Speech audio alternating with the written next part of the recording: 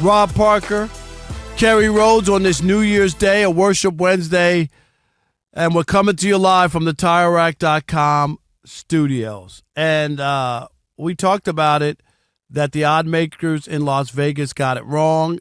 And what we're talking about is the latest odds, Rob G., right, is that Lamar Jackson is not the favorite. Correct? He has not been the favorite about a month now. Right, for about a month.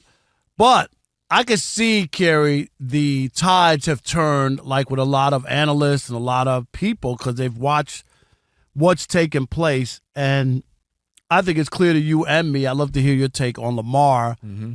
And I just think he's in a better spot. Josh Allen is just going to start the game and really not play, I think, just to get his Iron Man game start or whatever, which is silly if you're not playing. But anyway, but Lamar's in a big game.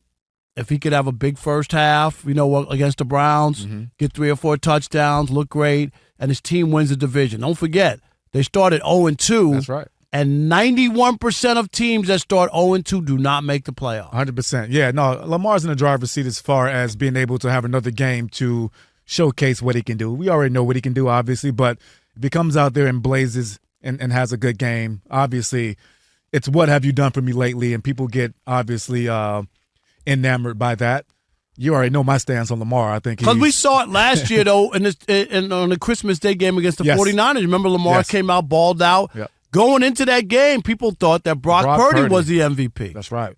Josh Allen is. I mean, in my opinion, right now, I would. I mean, you know me, I'm a Lamar guy. I would give it to Josh at this moment. But again, prisoners of the moment, like we are. Most people are in this world now. A big game by Lamar is not going to go unnoticed, and so he's going to have to go out and prove it and he will. And if he does that, then maybe here's why I just think. There are two things that, to me, work against Josh Allen, and he's had a fantastic season. Yeah. Number one, where Lamar is quarterback rating-wise, okay? Yeah. If he finishes where he is, Rob G., I think it's 121.6. He's number 3 right now. Number 3 all time. Yeah. Aaron Rodgers has the first 2 slots. Yep. Then it would be Lamar, and then the fourth one would be the third guy before slot. Would be Peyton Manning. Okay. There's not like a fluke in there. These are all-time great quarterbacks. Yes. So right there. Yep. Number 2, there have been 7 quarterbacks who have thrown for more than 35 touchdowns, less than 6 interceptions. Out of those 7, 6 have won the MVP. The one guy who did not win was Patrick Mahomes. In 2020, you know why I didn't win? Because Aaron Rodgers won the MVP having the similar stat. So everybody who has those numbers at quarterback became the MVP. Yeah. And do you see? So you would be bucking against that, right? If Lamar's not like those are 2 big stats there. Yeah. And the thing about this whole argument or the discussion around the MVP and Lamar Jackson and Josh Allen, whatever it is. Because Saquon's out of it now. Won't you say that? Because he's done. He's not going to get the record. He's not going to get the record. He's done. And it's just between those two. Henry, a couple years ago, when he's with the Titans, right? He had 2,000. He didn't get 1 vote for MVP. He didn't. Did you know that? That year he didn't get 1 vote for MVP. I didn't know that. But the discourse around it for me, which is kind of sickening, is all those, those people that were saying that the MVP race was over 4 weeks ago, right? It was just bad takes, and it's become this culture. It was premature, premature. It becomes the culture of people trying to be the first one to say something, and what makes it even more bad for me is some of those people have actual MVP votes, and for them to be saying that at that point and saying it's solely based off of, he's playing well, but it's solely based off voters fatigue. It's just the baddest take I've ever heard in my life. And that was Tony Romo on CBS. I'm going to call him out. I heard the same thing, and I'm like, Tony, please. Where were you when Brett Favre won 3 MVPs in a row? Right. Come on, man, stop. We saw that happen in the NBA. Yep. They didn't want to give it to the Joker. Remember? Oh, how are you going to give it to him 3 years in a row and he hadn't even been to the finals or whatever? Guess what that happened that year? He went to the finals and won the finals MVP and put on a historic performance throughout the postseason. He did, yeah. Because you were so busy worrying about him having 3 MVPs and it's not fair and all. No. Whoever's the best player during that year should get the MVP. Yes. I don't care how many you won before, right. how many you potentially could win down the road. None of that should matter. And that taints it, though. If you're already saying that I got fatigued voting for this guy just because he's already won it, right. You know the award's tainted. Right. It's not authentic anyway, and so that's my problem. Do you remember the guy? Do you remember the guy, Rob G? Who was it? Herb Arkish? In Hub Chicago? Arkish. Hub. I'm sorry.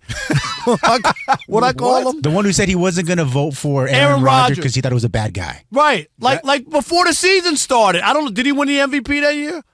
This before the season. And everybody was like, he should have his vote taken away. Exactly. That's not what it is. Right. So what if you don't like the guy?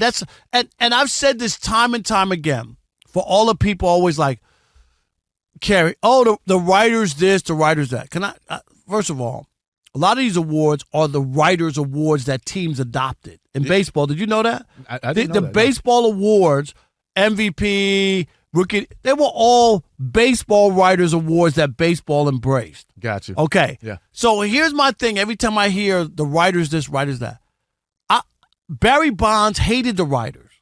Okay? This had no use for us. Got you. How many MVPs did he win? 7. Who voted for him? Writers. Yeah. He got voted 7 times MVP. You know why? He was the best player. Come on with that. It can't be that. It can't be personal. It can't be. Your credibility is killed. If Barry Bonds, because he wasn't a nice guy to the writers, didn't win any MVPs during his career, right. What credibility would we have as reporters? 100%. Come on. And that's my point with it. That's the part about this discussion that irks me the most. And people that are on TV as well, that have these platforms in front of millions and millions of people saying these things. It's like, what? So, that's what I hate the most about it all. I don't even know how a guy who even played like Tony Romo, who knows how hard it is to play exactly and excel at that level, to just discount it as, well, he won already. Like, for real. What? Like, that's not your place to say that. It's just not. It's not your place to say that. And so that's the part. If you want to say you want to pick Josh Allen, I respect that. Just say that. Say I'm Josh Allen, and here's the reasons why. That's all you have to say. Stop pitting the players against each other and saying they can't win because of something. It doesn't matter about that. Right. Like, who are you voting for and just why? Say, right, Why? Okay. Yeah. I think Josh Allen because he doesn't have this or he's done this or whatever, and I'm going to look past the numbers that aren't even close. Right. I mean, his quarterback rating is like 101 and Lamar's is 121. His numbers stack up more comparable with Sam Darnold. Right. If you look at the numbers. Sam Darnold's thrown a few more interceptions, but everything else is more online with that. Yeah. Crazy. All right.